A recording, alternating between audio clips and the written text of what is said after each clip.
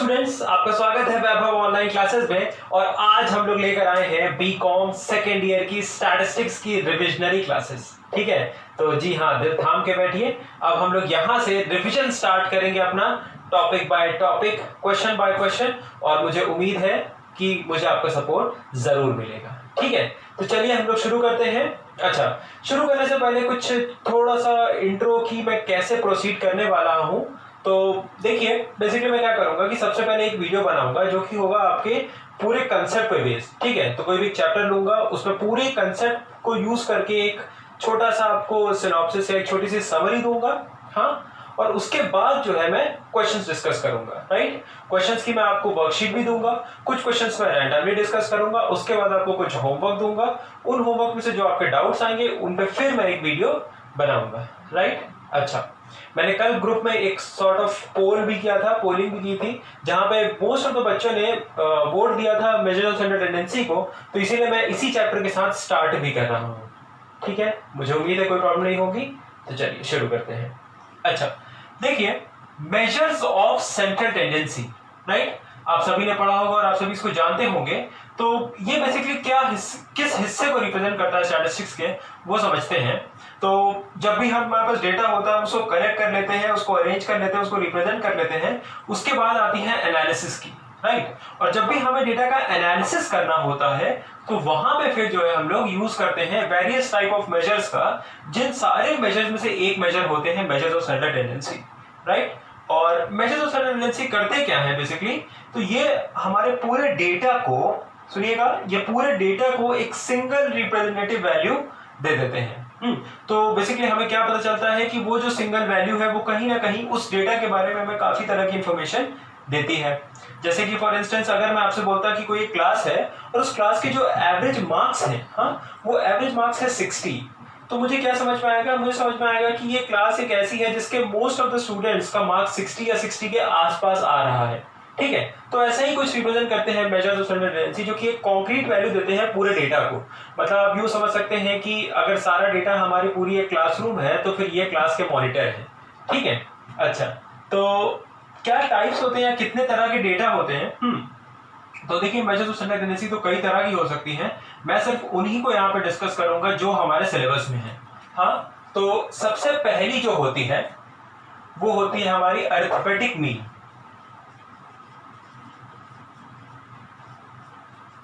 Arithmetic mean. उसके बाद second होती है मीडियन। थर्ड है मोड।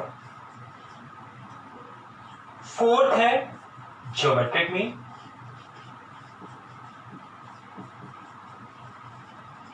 एंड लास्ट है हार्मोनिक। राइट, तो ये 5 हमें पढ़ना है और सबका ही रोल अलग अलग होता है। फिर ये जो मीडियन है, ये टॉपिक एक्सटेंड होगा और जाएगा पार्टीशन वैल्यूज तक भी। तो पार्टीशन वैल्यूज को भी हमें यहां पे डिस्कस करना होगा। और मैंने जिस ऑर्डर में लिखा है बोर्ड पे, मैंने उन्हीं ऑर्डर में डिस्कस भी करूंगा। तो आज हम लोग बेसिकली डिस्कस करेंगे अरिथमेटिक मीन को, जिसको हम कॉमनली एवरेज भी बोलते हैं। या जब भी मीन बोला जाता है, जब भी मीन बोला जाता है तो वहां से हम समझते हैं कि अरिथमेटिक मीन की ही बात हो रही है। क्लियर है ये बात? अच्छा, अरिथमेटिक मीन देखिए करता क्या है। ये बेसिकली सारे ऑब्जर्वेशन को जो सम करता है उनका, और उसके बाद उनको नंबर ऑफ ऑब्जर्वेशन से डिवाइड करता है। हाँ, तो उससे फायदा क्या होता है? उससे फायदा ये होता है कि बेसिकली जब हम हर ऑब्जर्वेशन है, हम हर ऑब्जर्वेशन को ऐड कर रहे हैं, तो हमारे पास एक यूं समझिए एक तरह का क्यूमुलेशन हो जा रहा है। एक तरीके से सारी एंट्रीज एक जगह इकट्ठा हो जा रही है। ठीक है, फिर जब हम उन्हें डिवाइड कर रहे होते हैं नंबर ऑफ ऑब्जर्वेशन, तो हम क्या करते हैं, हम उन्हें डिस्ट्रीब्यूट करते हैं। ठीक है, तो इट्स लाइक कि आप समझिए कि कोई बहुत बड़ा सा ग्राउंड है, उस पर आपने खूब ढेर सारी मिट्टी डाल दी। ठीक है, तो सारी मिट्टियों को डालना मतलब कि सम करना हुआ, और फिर उसके बाद उन्हें हम इक्वली स्प्रेड करते हैं। या अगर एक पूरा ग्राउंड है, उसमें खूब ढेर सारी मिट्टी है और वो बहुत अनइवनली स्प्रेड है, तो हम पहले क्या करेंगे, हम सारी मिट्टी को एक जगह इकट्ठा करते हैं ताकि हमारे पास सम आ गया, और फिर उसके बाद हम उसको स्प्रेड कर देते हैं, हम उसे लेवल अप कर देते हैं, और जो कि डिनोट करता है हमारा डिवीजन।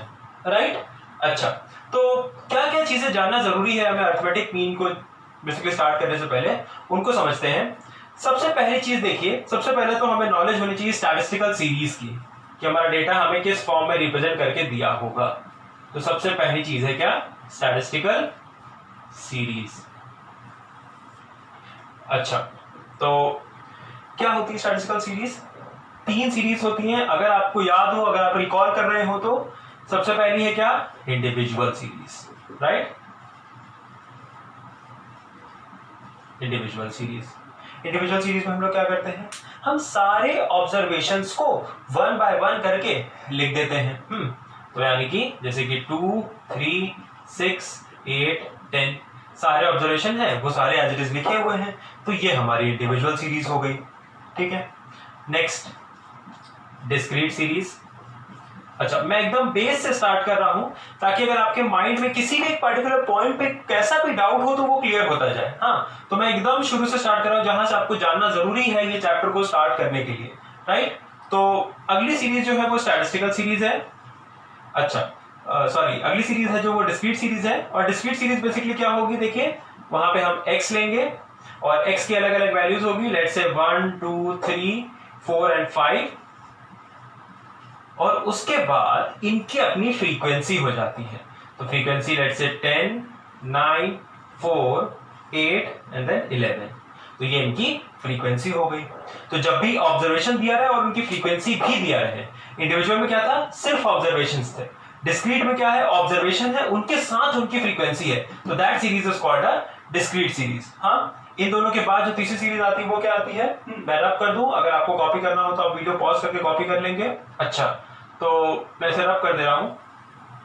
फिर तीसरी सीरीज जो आती है वो क्या होती है, कंटिन्यूअस सीरीज, राइट। तो कंटिन्यूअस सीरीज।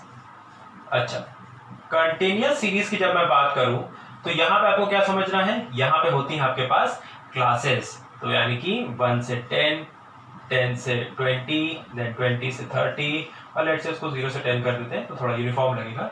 अच्छा, उसके बाद ये क्लास हो गई, क्लास हो गई, और इन क्लास के बाद इनकी फ्रीक्वेंसी हो गई। तो इनकी फ्रीक्वेंसी क्या हो गई, इनकी फ्रीक्वेंसी हो गई लेट्स से 12, 13 और 15। ये बहुत ही एलिमेंट्री है और मुझे उम्मीद है कि अगर आपने अभी तक थोड़ा बहुत भी पढ़ाई शुरू की होगी तो इसमें तो आपको कोई प्रॉब्लम होगी ही नहीं, ठीक है। बस आपको ध्यान क्या देना, आपको ध्यान देना कि 3 तरह की स्टैटिस्टिकल सीरीज होगी, इंडिविजुअल, डिस्क्रीट, कंटिन्यूअस, ठीक। आगे बढ़ते हैं। अच्छा, तो अब मैं अरिथमेटिक मीन पे आता हूं, और सबसे पहले जो जरूरी है वो है क्या, इसका रिप्रेजेंटेशन, ठीक है। हम अरिथमेटिक मीन को कैसे रिप्रेजेंट करते हैं, तो इट इज रिप्रेजेंटेड बाय, कोई बताएगा कैसे रिप्रेजेंट करते हैं? It is represented by x बार। जी हाँ, जब भी अरिथमेटिक मीन को रिप्रेजेंट करेंगे तो x पे बार आएगा और बार बार आएगा, है ना। तो ये चीज को आपको ध्यान देना है कि हमारा जो अरिथमेटिक मीन होगा वो क्या होगा, x बार से डिनोट होगा। अच्छा, उसके बाद इसके कैलकुलेशन पे आते हैं। तो देखिए क्या क्या फॉर्मूले हमारे बनेंगे, उन फॉर्मूले को हम लोग ध्यान देते हैं। तो जब हम फॉर्मूले की बात करें तो 3 सीरीज थी, इंडिविजुअल, डिस्क्रीट और कंटिन्यूअस, 3 तरह की सीरीज थी। और फिर हर सीरीज के लिए अलग अलग मेथड में अलग अलग फॉर्मूला बनेगा। तो क्या क्या फॉर्मूले थे, क्या क्या मेथड थे, एक डायरेक्ट मेथड, उसके बाद shortcut method, shortcut method, last step deviation है, और अच्छा चलिए इसके बारे में कुछ बातें बताऊंगा आपको। तो डायरेक्ट मेथड, शॉर्टकट मेथड और स्टेप डेविएशन मेथड। अच्छा, तो इनके क्या क्या फॉर्मूले होंगे उनको समझते हैं। जब हम बात करते हैं इंडिविजुअल सीरीज की, तो यहां पे जो फॉर्मूला होता है वो होता है सिग्मा एक्स।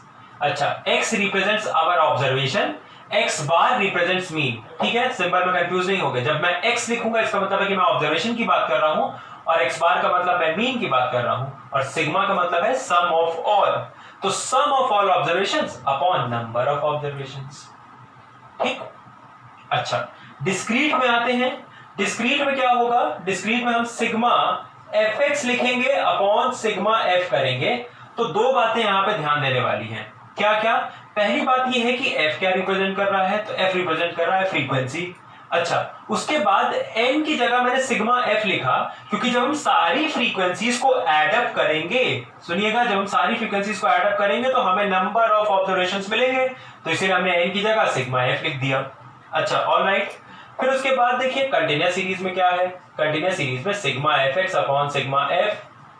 हाँ, अब आप कहेंगे सर सेम फॉर्मूला है, तो आपने अलग अलग इनको क्यों लिखवाया है? हाँ, तो देखिए बहुत ही इंपॉर्टेंट चीज यहाँ पे। अब डिस्क्रीट सीरीज में तो हमें सीधे सीधे ऑब्जर्वेशन दिया रहता है ना? डिस्क्रीट सीरीज में सीधे सीधे ऑब्जर्वेशन दिया रहता है, तो एक्स की जगह तो हम ऑब्जर्वेशन ले लेंगे। कंटीन्यूअस सीरीज में क्या हमें ऑब्जर्वेशन दिया रहता है? नहीं दिया रहता है। जब हमें ऑब्जर्वेशन नहीं दिए रहते हैं तो एक्स हम कैसे निकालते हैं, या एक्स क्या रिप्रेजेंट करेगा? ये रिप्रेजेंट करेगा mid mark of the class, right? Class का मिड मार्क। अच्छा, अब क्लास का मिड मार्क भी मैं आपको बता दूं, तो देखिए सारा बेसिक्स मैं आपके साथ कवर करता चल रहा हूं, क्योंकि बहुत इंपॉर्टेंट है। इसीलिए मैंने बोला था कि मेजर ऑफ सेंट्रल टेंडेंसी एक बेस चैप्टर है, क्योंकि आपके जो भी लूज एंड्स होते हैं ना, उन सबको कवर अप करता रहता है। तो कभी भी रिवीजन स्टार्ट करने के लिए सबसे बढ़िया चैप्टर होता है मेजर ऑफ सेंट्रल टेंडेंसी, ठीक है? क्योंकि इसके जो कंसेप्ट है वो आगे जाके यूज भी होते हैं, और कहीं ना कहीं ये हमारा बेस भी बिल्डअप कर देता है। तो इसीलिए आप देखिए यहाँ पे जब x आया मेरे पास, तो कंटीन्यूअस सीरीज में x रिप्रेजेंट करता है mid mark of the class. और mid mark of the class क्या होता है, मैं आपको आइडिया दे दूं, ये होता है, लेट्स से हमारी क्लास है 2030, तो 2030 इस क्लास का मिड मार्क हम कैसे निकालेंगे? हम 20 प्लस 30 यानी कि lower limit plus upper limit whole by 2 कर देंगे, जो कि आ जाएगा 25।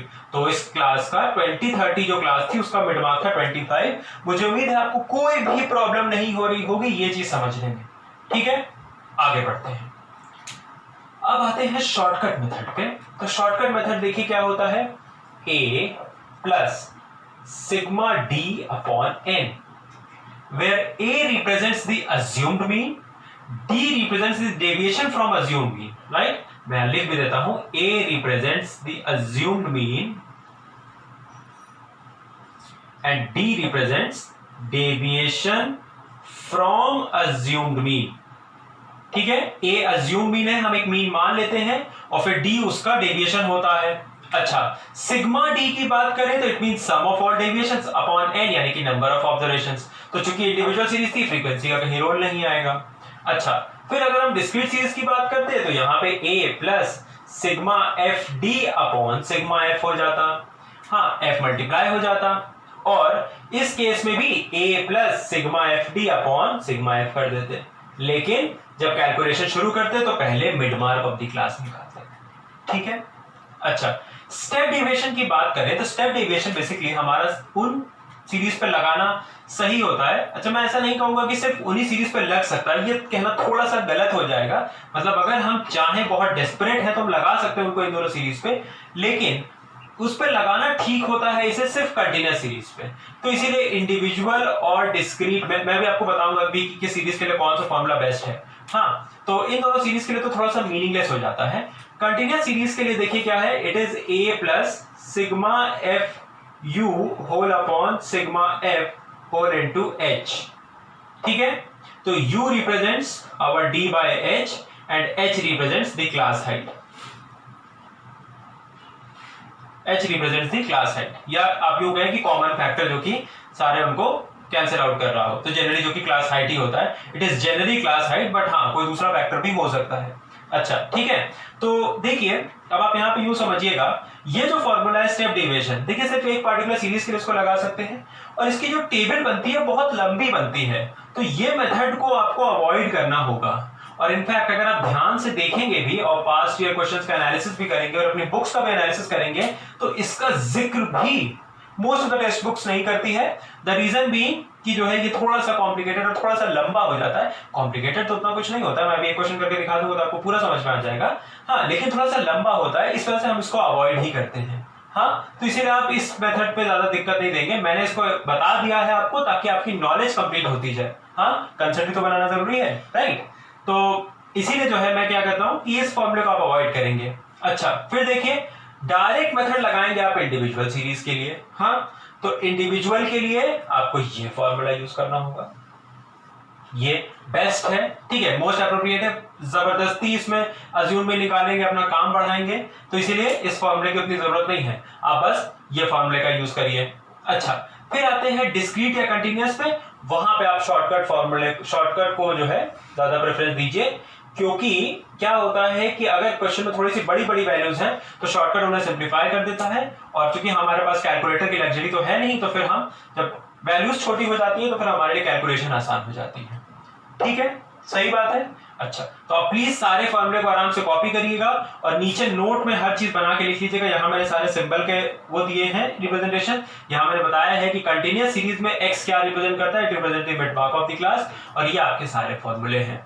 ठीक है, तो आप वीडियो को पॉज करेंगे, यहाँ पे सारी चीज को कॉपी करेंगे। अच्छा, दोबारा नोट्स जरूर बनाएंगे, क्योंकि क्या होता है कि whenever we write या whenever we revise by writing, तो फिर हमारी फिंगर्स को जो है वो याद हो जाते हैं। तो प्लीज दोबारा नोट्स जरूर बनाइएगा। हाँ, कुछ भी मेहनत का काम नहीं, बहुत थोड़ा सा ही है, ठीक है। आप तो बस एक कॉपी लेके बैठिए, जैसे ही मैं एक बार अपनी स्क्रीन को कंप्लीट करूं तो आप पॉज करिए, सारी चीज को नोट डाउन कर लीजिए, फिर आप आगे बढ़ते जाइए। ठीक है, तो आप उस तरीके से इसको पॉज करेंगे, इसे कॉपी करेंगे। मैं हट भी जाता हूँ पूरा बोर्ड ताकि आपको दिख भी जाए। अच्छा, उसके बाद जो है मैं आगे चलता हूँ।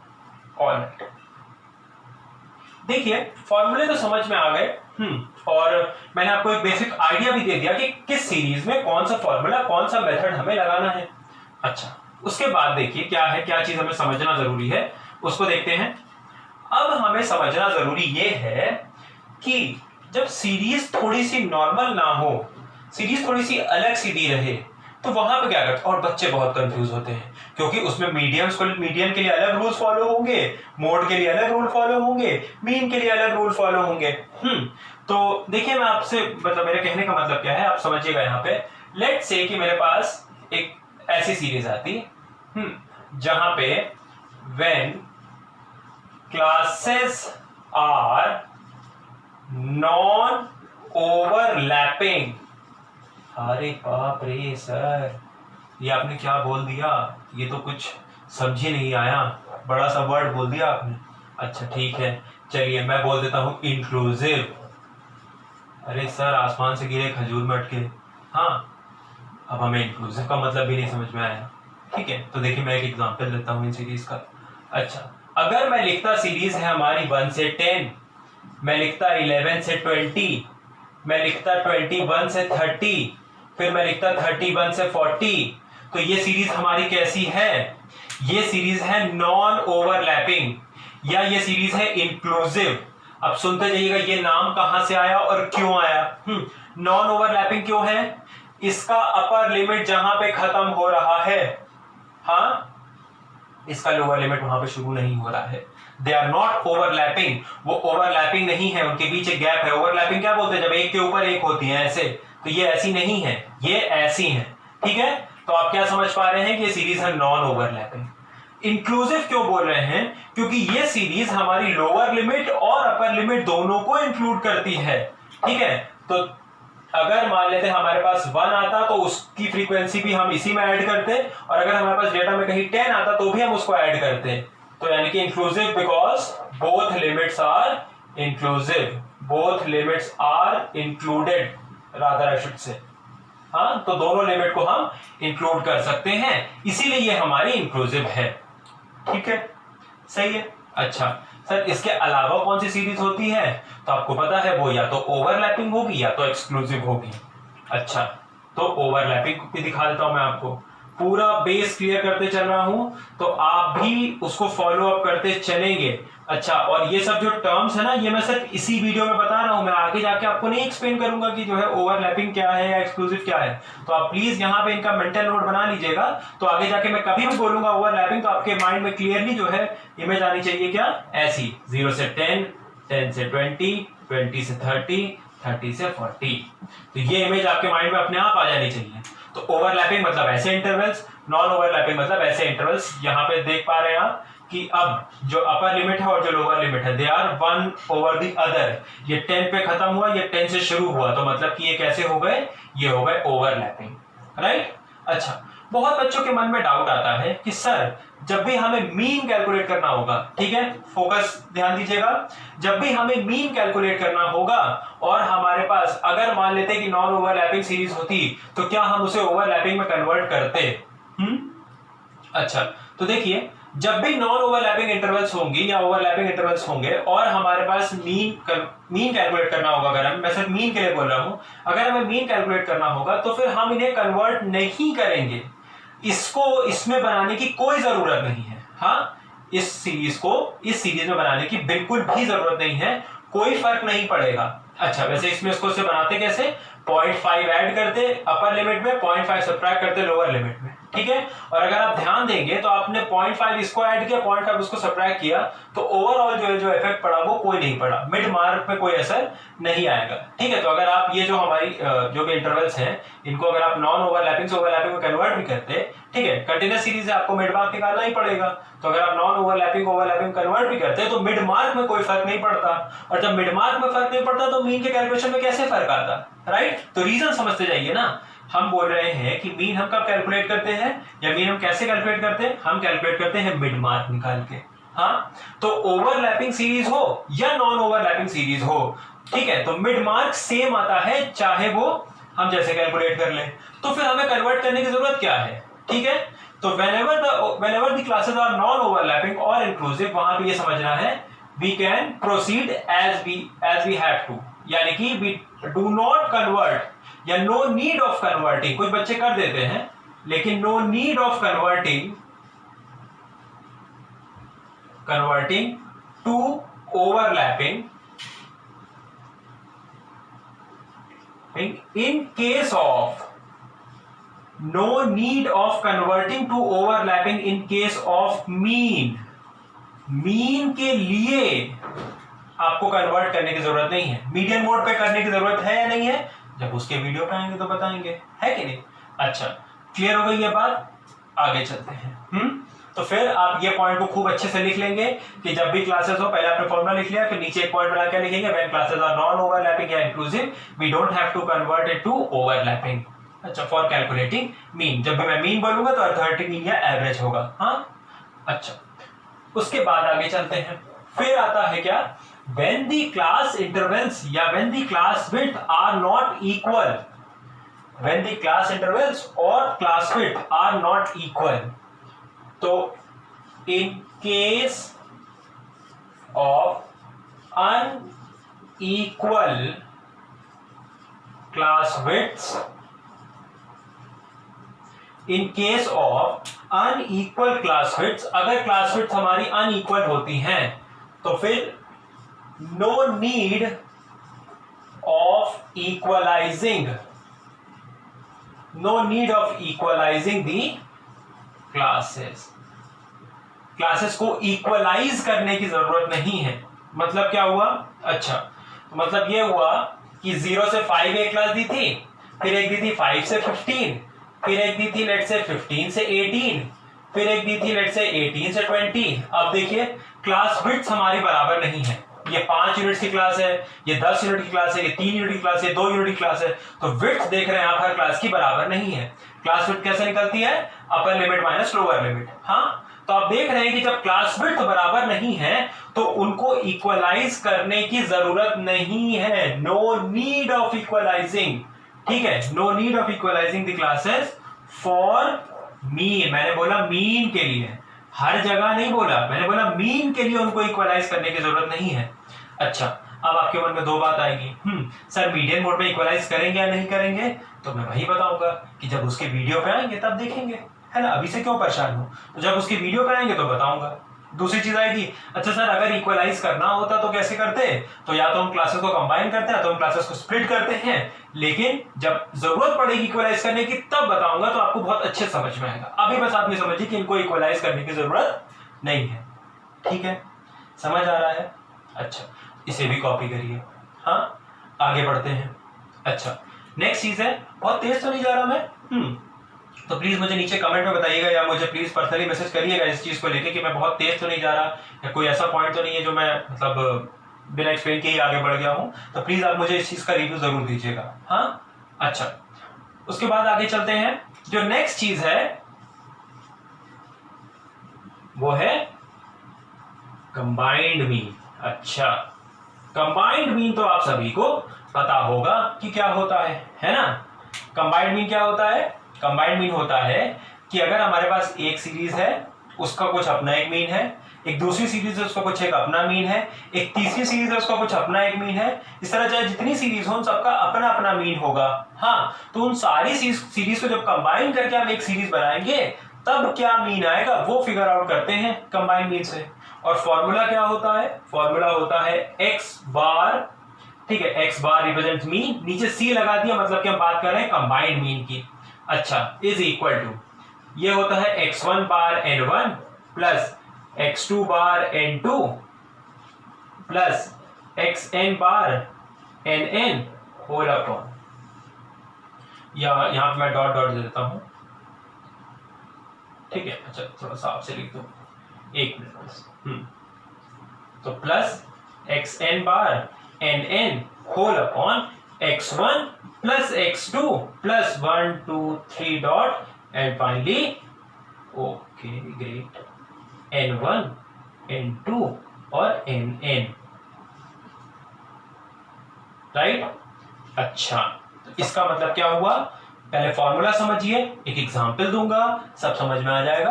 आराम से चलिए, धीरज बनाए रखिए। अच्छा, क्या है ये? पहली सीरीज का मीन मल्टीप्लाई करेंगे पहली सीरीज के नंबर ऑफ ऑब्जर्वेशन से, दूसरी सीरीज का मीन मल्टीप्लाई करेंगे दूसरी सीरीज के नंबर ऑफ ऑब्जर्वेशन से, सो ऑन nth सीरीज का मीन जितनी भी सीरीज होगी, हाँ, 3 series 4 series 5 series 6 series 10 series, जितनी भी सीरीज होगी आपको बस उनका ऊपर ऐसे उनके मीन और उनके नंबर ऑफ ऑब्जर्वेशन का प्रोडक्ट लेते जाना है। और फिर उसके बाद आपको यहाँ पे क्या करना है? n1 plus n2 plus nn, मतलब कि सबके अपने नंबर ऑफ ऑब्जर्वेशन का सम कर लेना है, ठीक है। तो ये है हमारा कंबाइंड मीन का फॉर्मूला, इसको नोट डाउन करिए, एक क्वेश्चन करके दिखाता हूं। अच्छा, ठीक है। तो क्वेश्चन मैं वैसे जो लूंगा बहुत सिंपल सा लूंगा।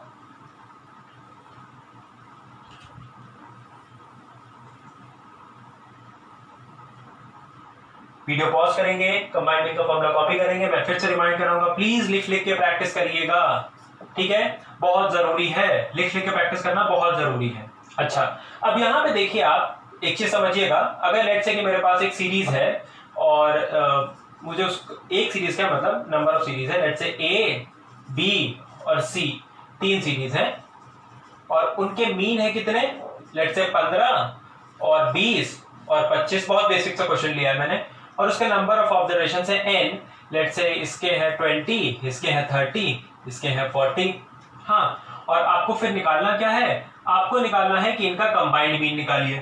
तो देखिए, इसका कंबाइंड मीन मैं कैसे निकालूंगा? इसका जब मैं कंबाइंड मीन लिखूंगा तो वो क्या होगा समझिएगा, पहली सीरीज का मीन मल्टीप्लाइड बाय पहली सीरीज का नंबर, यानी कि 15 इंटू 20, x1 बार n1, ठीक है, ये क्या है? x2 बार n2, यानी कि प्लस 20 इंटू 30, फिर x3 बार इंटू n3, यानी कि प्लस 25 होल इंटू 40, नीचे हाँ क्या लिखेंगे? सबका सम, यानी कि 20 प्लस 30 प्लस 40।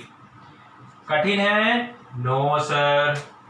अच्छा, देखिए 15 इंटू 20 यानी कि 300, 20 इंटू 30 600, 25 इंटू 40 यानी कि 1000 whole upon 20 plus 30, it is 20 plus 30 50 and then 40 which is 90, तो यानी कि 300 plus 600 यानी कि 1900 upon 90, 0 and 0 should be cancelled, 190 upon 9, तो 2 times then 1 times then 1 1, 21.11 आ गया इसका कंबाइंड मीन, राइट, 21.11 हो गया इसका कंबाइंड मीन, 0 0 कैंसिल हो गया, ठीक है। एक बार मैं कैलकुलेशन को बस चेक कर लूं, 21 then 10, राइट, इट इज 21.11, ठीक है, सही है। समझ आया कंबाइंड मीन कैसे करेंगे? ये x1 बार है, मतलब कि 3 सीरीज को कंबाइन करना था, तो पहली सीरीज का जो मीन वो x1 बार, जो सिंबल मैंने लिखा था, दूसरी सीरीज पहली सीरीज का नंबर ऑफ ऑब्जर्वेशन n1, ये x2 बार, ये n2, ये x3 बार और ये n3, ठीक है। कंबाइंड मीन आपको समझ में आया? अच्छा, गुड, ग्रेट, वंडरफुल, आगे बढ़ो। आगे बढ़ता हूं। अब देखिए मैथमेटिकल प्रॉपर्टीज ऑफ मीन। क्या क्या मैथमेटिकल प्रॉपर्टीज प्रोजेस करता है मीन? हाँ, सुनते जाइएगा। सबसे पहली प्रॉपर्टी क्या है? The sum of deviations about mean is zero. The sum of deviations about mean is zero. ठीक है, सारे डेविएशन का जो सम होगा और अगर वो डेविएशन हम मीन से कैलकुलेट कर रहे हैं तो वो जीरो आएगा। हम लोग डिस्कस कर रहे हैं प्रॉपर्टीज या मैथमेटिकल प्रॉपर्टीज, और उसमें भी सिर्फ जो की इंपॉर्टेंट प्रॉपर्टीज हैं उन्हीं को जो है हमें ध्यान में रखना होगा।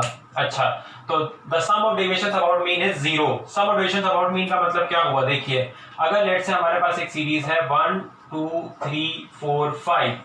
अच्छा, अब इसका जो मीन आएगा वो कितना आएगा बताइए? x बार आएगा 3। तो डेविएशन देखिए कितना होगा? x से कितना डेविएशन होगा? -2 का। 2 से कितना डेविएशन होगा? -1 का। 3 से कितना डेविएशन होगा? 0 का। अच्छा, डेविएशन में भी कोई बच्चों को प्रॉब्लम आ रही होगी तो लीजिए भाई और सॉल्व कर देना आपके लिए। x माइनस एक्स बार कर दीजिए, आ जाएगा डेविएशन आपका। x माइनस एक्स बार का मतलब क्या है? x मतलब हमारा ऑब्जर्वेशन और x बार मतलब मीन। तो 1 के लिए हम क्या करेंगे? 1 माइनस 3 यानी कि -2 आया। फिर 2 के लिए हम क्या करते हैं? 2 के लिए 2 माइनस 3 यानी कि -1 आया। फिर 3 के लिए 3 माइनस 3 यानी कि 0 आया। फिर 4 के लिए 4 माइनस 3 यानी कि 1 आया। फिर 5 के लिए 5 माइनस 3 यानी कि 2 आया। ठीक है, तो ये हमारे डेविएशन आ गए। अब जरा सम ऑफ डेविएशंस करिए तो सिग्मा डी जोड़िए सबको, -2 -1 और 1 और 2 ये दोनों कैंसिल हो जाएंगे, फिर 0 बचा तो यानी कि आ गया 0। हाँ, तो ये चीज को आप ध्यान देंगे। अच्छा, फिर उसके बाद अगली प्रॉपर्टी समझिए। अगली प्रॉपर्टी है the sum of squares of deviation. Sum of squares of deviations about mean is minimum. Is minimum मतलब क्या है? Sum of squares of deviation. हमें डेविएशन का सम नहीं करना था, हमें डेविएशन के स्क्वायर का सम करना था। ठीक है, डेविएशन के जब स्क्वायर का सम करना था तो उसका मतलब क्या था? उसका मतलब यह था कि हम -2 का स्क्वायर करते, प्लस -1 का स्क्वायर करते, प्लस 0 का स्क्वायर करते, प्लस 1 का स्क्वायर करते, प्लस 2 का स्क्वायर आता। ठीक है, और ये सब सॉल्व करके जो भी आता वो होता मिनिमम।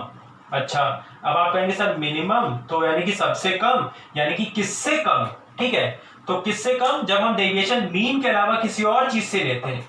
मतलब ये जो d है, अभी हम x माइनस एक्स बार कर रहे थे, ठीक है, मतलब कि x माइनस 3 कर रहे थे। अगर हम x माइनस 3 ना करके x माइनस 2 करते, x माइनस 4 करते, x माइनस 5 करते, उसकी जगह कोई और नंबर लेके कर रहे होते तो यहां पे जो क्वांटिटी आती वो इस केस से ज्यादा आती। राइट, तो sum of squares of deviation about mean is minimum. मतलब अगर डेविएशन को मीन के अबाउट कैलकुलेट किया जाए तो सम मिनिमम आएगा। मीन के बाहर किसी चीज से कैलकुलेट कर दे तो मिनिमम नहीं आएगा। क्लियर हो गई ये बात? अच्छा, उसके बाद आप और क्या ध्यान देंगे? हाँ, और इनफैक्ट मैंने बेसिकली कोई और वैल्यू लेके जो है नहीं किया है। आप इसको चाहे तो ट्राई कर सकते हैं अपने होमवर्क में। यहाँ पे 3 ना लेके आप एक्चुअली 5 रख के कैलकुलेट करिए। यहाँ पे जो आंसर आएगा, यहाँ पे आंसर 10 आ रहा है, आई थिंक 4 + 4 + 2, जी हाँ 10 आ रहा है आंसर। तो जो आंसर आएगा अगर आप 5 लेके कैलकुलेट करेंगे तो वो 10 से ज्यादा ही आएगा। ठीक है, सही है, अच्छा, बहुत बढ़िया। अच्छा, उसके बाद एक और प्रॉपर्टी है जो मैं यहाँ पे डिस्कस करूंगा, जिसके लिए थोड़ी सी स्पेस चाहिए होगी तो मैं बोर्ड को फिर क्लीन कर देता हूं।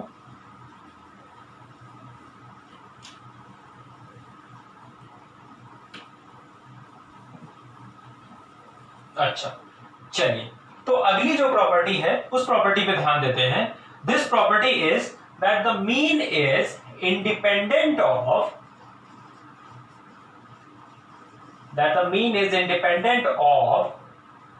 शिफ्ट इन ओरिजिन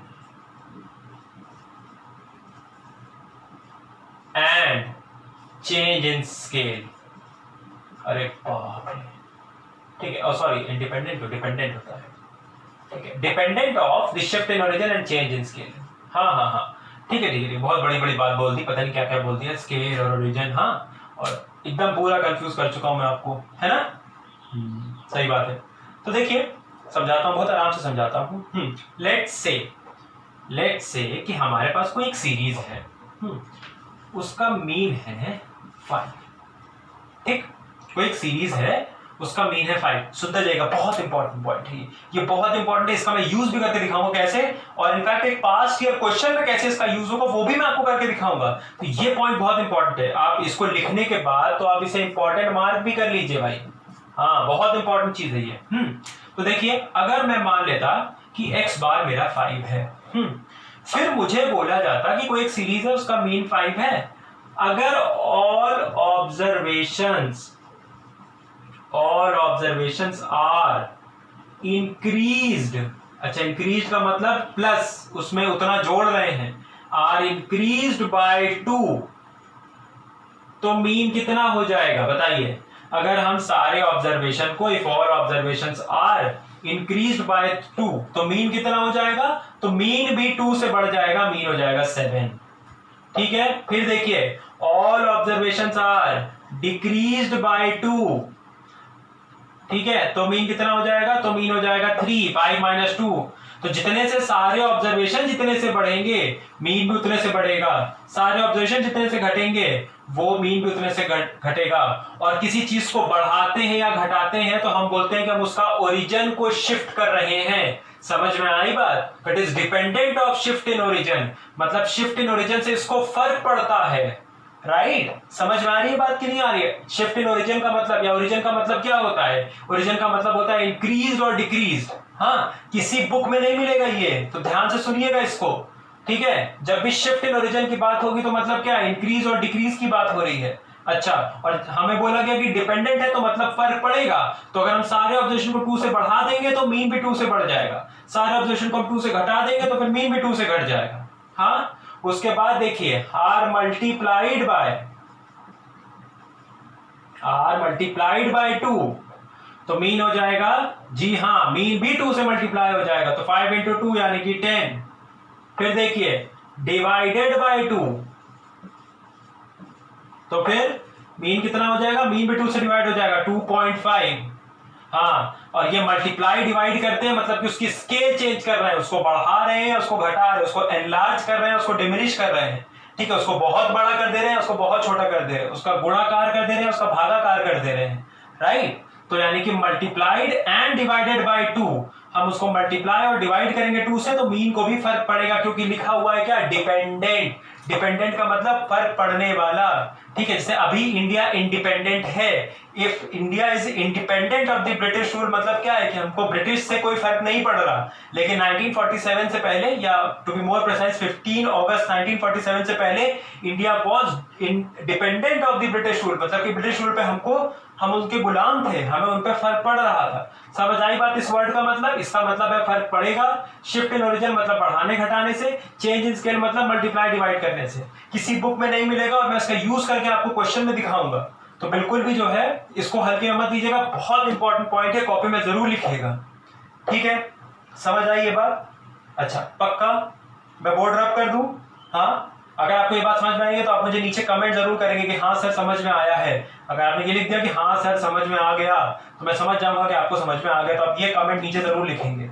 अच्छा, उसके बाद आगे बढ़ता हूं, एक और चीज बताता हूं जो कि है वेटेड मीन। पूरा मीन एकदम बेस से लेके कवर कर रहा हूं मैं। अच्छा, तो आइए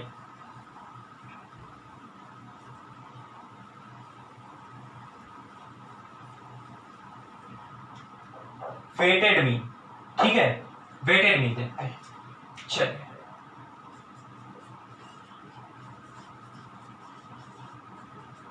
वेटेड मीन का मतलब होता है, वेट का मतलब होता है जब हम किसी चीज को प्रायोरिटी दे दें, किसी चीज में वेट लगा दिए, मतलब हम उस चीज को प्रायोरिटी दे दिए, हम उस ऑब्जर्वेशन को ज्यादा इंपॉर्टेंस देने लगे, ठीक है। अगर आप आईएससी के स्टूडेंट है तो आपको पता होगा कि आईएससी का जो बोर्ड का जो गाइडलाइंस होता है वो क्या होता है, वो होता है कि आप मतलब कि आपको इंग्लिश में पास होना ही होना है, बाकी सब्जेक्ट में आप पास हो या ना हो, मतलब होना तो है ही, हाँ, लेकिन इंग्लिश में तो कंपल्सरीली पास होना है कि if you fail in English then you are fail, right. तो उसका मतलब क्या होता है कि आईसीएसई ने अपनी मार्किंग स्कीम में इंग्लिश पे वेट लगा दिया, इंग्लिश को वेटेड कर दिया, इंग्लिश की प्रायोरिटी बढ़ा दी, ठीक है, बाकी चीजों पर उतनी प्रायोरिटी नहीं थी, राइट। तो वेटेड मीन क्या होता है, जब जहां पे हमारे हर ऑब्जर्वेशन को हम अलग अलग इंपॉर्टेंस देते हैं, हाँ, तो उसको हम कैसे कैलकुलेट करते हैं।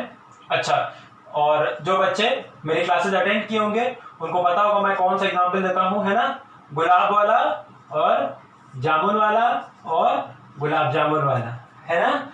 हाँ, अच्छा दे दूं क्या एग्जांपल, क्या कहते हैं, दे दिया है, चलिए भाई दे देते हैं। अब आप लोग कितनी रिक्वेस्ट है तो मैं फिर यहाँ पे रोक नहीं पा रहा हूँ खुद को।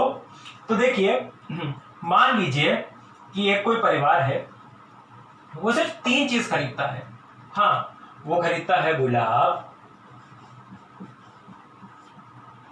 और जामुन और गुलाब जामुन। आहा,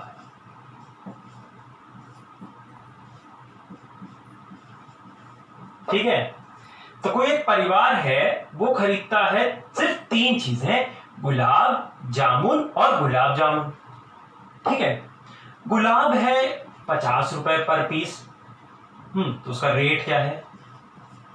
जामुन है लेट से 10 रुपए किलो और गुलाब जामुन है 12 रुपए पीस।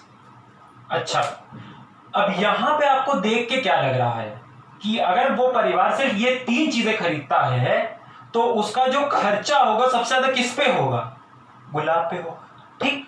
अभी देख के लग रहा है कि उसका जो सबसे ज्यादा खर्चा होगा वो होगा किस पे, गुलाब पे खर्चा होगा। लेकिन अगर आप ध्यान देते कि उस परिवार ने खरीदा सिर्फ एक गुलाब, उसने खरीदा 20 किलो जामुन और उसने खरीदे 200 पीस गुलाब जामुन, तो अब उसका खर्चा किस पे कितना हो गया भाई, एक गुलाब खरीदा तो यानी कि 50 रुपए, 10 किलो खरीदा यानी कि 200 रुपए, लेकिन 200 गुलाब जामुन खरीदा तो 2400 रुपए। तो गुलाब जामुन पे सबसे ज्यादा खर्चा हुआ, राइट। तो हम अभी तक जो नॉर्मल मीन पढ़ते थे, जो सिंपल मीन पढ़ते थे, वो क्या था, रेट पे डिपेंडेंट था, रेट देखा बता दिया इस पे इतना खर्चा है, उस पे उतना खर्चा है। लेकिन जब हम क्वांटिटी पे आए, हमने इसको देखा तो हमें समझ में आया, अच्छा प्रायोरिटी किसकी है, प्रायोरिटी है गुलाब जामुन की, ठीक है, फिर भले डायबिटीज क्यों ना हो जाए, है ना। हाँ, तो प्रायोरिटी है गुलाब जामुन की, तो गुलाब जामुन में सबसे ज्यादा खर्चा हुआ, ठीक है। तो जब भी वेटेड मीन आएगा क्या याद रखेंगे, गुलाब जामुन और गुलाब जामुन, ठीक है। हाँ, अब मुझे उम्मीद आप सब खुश हो गए होंगे, इस एग्जांपल का बहुत बेसब्री से इंतजार कर रहे होंगे आप सभी लोग, है ना। अच्छा, तो समझ में आया वेटेड मीन का कंसेप्ट। तो इन शॉर्ट 100 की सीधी एक बात सुनिए, जब भी वेटेड मीन करना होगा फ्रीक्वेंसी की जगह वेट रख दीजिएगा। अरे हाँ सर, सही बोला आपने, है ना। हाँ, तो फ्रीक्वेंसी का फॉर्मूला क्या होता है, या फ्रीक्वेंसी डिस्ट्रीब्यूशन में मीन कैसे निकालते हैं, sigma F x upon sigma F. अब यहाँ पे sigma W x upon sigma W, और चूंकि ये नॉर्मल मीन है तो सिर्फ एक्स बार लिखते हैं, ये वेटेड है तो चलिए सिंपल में थोड़ा सा एडजस्टमेंट कर देते हैं, इसको एक्स बार डब्ल्यू बोल देते हैं। तो weighted mean is X bar W, जैसे combined mean X bar C था, सी फॉर कंबाइंड, यहाँ पे डब्ल्यू फॉर वेट, तो एक्स बार डब्ल्यू, तो फ्रीक्वेंसी की जगह आप वेट लगा दीजिए, आ गया आपका वेटेड मीन, ठीक है। अच्छा, बहुत बढ़िया बात है। तो ये चीज समझ में आई आपको, वेटेड मीन। अच्छा, उसके बाद एक चीज और जो कि लास्ट है, बस उसका मैं वीडियो खत्म करूंगा, मुझे लग रहा है कि बहुत बड़ा हो गया है वीडियो, हाँ, तो मैं जो है इसको खत्म करूंगा। तो जो लास्ट चीज मुझे डिस्कस करनी है वो बहुत ही एलिमेंट्री है, अगर आपने जरा सा भी क्लासेस में ध्यान दिया होगा तो आपको पता होगा, मैं बात कर रहा हूँ मेरिट्स और डीमेरिट्स ऑफ मीन की, ठीक है, वही लास्ट चीज है, मैं उसको बस ओरली आपके साथ डिस्कस कर लेता हूँ।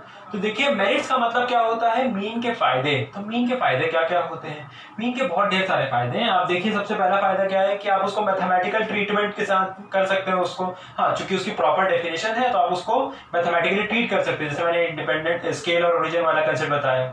अच्छा, उसके बाद देखिए और क्या फायदा हो सकता है उसका। सबसे बढ़िया बात यह है कि अगर आप लेट्स से कि कोई भी ऐसा डिस्ट्रीब्यूशन ले जहां पे आपके ऑब्जर्वेशंस जो हैं जिनको मतलब आप अनअरेंज है या क्लासिफाइड नहीं है, ठीक है, तो आपको उनको अरेंज करने की जरूरत नहीं है, ठीक है। जैसे कि अब लेट से मीडियन को अगर आप लेते तो मीडियन में आपको पता है कि 1 3 4 2 6 दिया है, तो पहले आपको इसको अरेंज करना पड़ता, फिर कैलकुलेट करना पड़ता। मीन में ऐसा कुछ नहीं है, ठीक है, आप बस इनको सिंपली ऐड करते जाइए, खत्म हो गई बात। अरेंज करके भी ऐड करेंगे तो भी वही सम आएगा, तो यानी कि अरेंजमेंट की जरूरत नहीं होती, है ना। फिर मैथमेटिकल ट्रीटमेंट हो गया और अरेंजमेंट की जरूरत नहीं होती। और आप क्या बता सकते हैं मीन के बारे में, मीन रिजिडली डिफाइंड है, ठीक है। रिजिडली डिफाइंड है मतलब क्या है कि हर एक सीरीज के लिए एक प्रॉपर तरीका है और जहां पे मतलब उसको कैलकुलेट करना पॉसिबल है। मोर देन वन मीन किसी सीरीज का नहीं आ सकता। जहां पे आप मोड में देखेंगे तो मोर देन वन मीन आएगा। तो ये कुछ मेरिट्स हो गए, यू नो वेरी वेल। फिर डीमेरिट्स पे आते हैं। डीमेरिट सबसे बड़ा डीमेरिट ये है कि इसको ग्राफ नहीं कर सकते। ग्राफ नहीं कर सकते या ग्राफिकल रिप्रेजेंटेशन नहीं होता मीन के लिए, तो ये एक बहुत बड़ा चैलेंज होता है हमारे लिए कि मीन को एक ग्राफ में प्लॉट करें, कैसे करें। हाँ, सबसे बड़ा है। दूसरा डिसएडवांटेज ये है कि क्वालिटेटिव चीजों के लिए हम मीन नहीं यूज कर सकते हैं। जब कोई चीज क्वांटिटेटिवली मेजर है तो फिर हम कर सकते हैं, ठीक है। अब जैसे कि अगर हम क्लास में घुसे तो हम एवरेज मार्क्स तो पूछ सकते हैं, हाँ, लेकिन अगर हमको पूछा जाए कि व्हाट इज द एवरेज खूबसूरती ऑफ द क्लास, तो हम नहीं बता सकते, क्योंकि वी कैन नॉट मेजर खूबसूरती, we can not measure beauty, right. तो average beauty of the class हम नहीं बता सकते। हाँ, एवरेज ऑनेस्टी नहीं बता सकते क्लास की। हाँ, average marks, average age, average height बता सकते हैं। वो चीजें जो कि क्वांटिटेटिव है, जो कि न्यूमेरिकल वैल्यू लेती हैं, हाँ, वो बता सकते हैं। लेकिन हम एवरेज क्वालिटेटिव एट्रीब्यूट्स को नहीं, उनका एवरेज नहीं निकाल सकते, ठीक है। तो ये मेरिट्स और डिमेरिट्स हो गए और इसी के साथ हमारा पूरा मीन का रिवीजन हो गया कंप्लीट, ठीक है। अगर वीडियो थोड़ा सा लंबा हो गया है ज्यादा तो प्लीज मैं आपसे माफी मांगूंगा, लेकिन मुझे सारे पॉइंट कवर करने थे और मैंने बहुत बेसिक्स को भी जो है यहाँ पे बताया है, तो वो बेसिक्स भी बहुत ज्यादा जरूरी है, ठीक है। तो बस उसी के साथ आज का वीडियो हम लोग रैप अप करते हैं। आप लोग प्लीज अपने रिव्यूज मुझे दीजिएगा और बहुत ईमानदारी से इसके नोट्स बनाइएगा। जो मैं नेक्स्ट वीडियो आऊंगा या जो भी नेक्स्ट वीडियो लेकर आऊंगा उसमें मैं आपके साथ क्वेश्चंस को डिस्कस करूंगा, ठीक है। चलिए, थैंक यू वेरी मच।